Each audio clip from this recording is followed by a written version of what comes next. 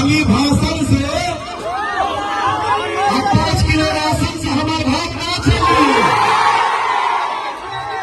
एक बात हमेशा बैठा लीजिएगा दिल में भैया, गेहूं के बनी आई अचारी, लेकिन लास्ट में तो हर लड़के कमे है। बस इतना ही कहूंगा, आप सबका आशीर्वाद इसके सर पे रहे। एक सांसद बन के पवन में नाम नहीं कमाना है, वो मुझे दे दिया है आपने। एक सांसद बन के पवन में पैसा नहीं कमाना है, वो आपने मुझे दे दिया है। प्रधानमंत्री नरेंद्र मोदी की योजनाओं के अनुसार गरीबों में जो 5 किलो राशन दिया जाता है, उसको लेकर पवन सिंह ने एक बहुत बड़ी बात कह दी है। उन्होंने कहा कि 5 किलो राशन से किसी गरीब का घर नहीं चल सकता है। और दोस्तों, ये बात पूरी तरह से सच है कि मात्र 5 किलो राशन में किसी भी गरीब का घर नहीं चल सकता है। इसको लेकर पवन सिंह ने बहुत बड़ा बयान दिया है, उस पर जनता का बहुत ज्यादा उनको समर्थन मिला है।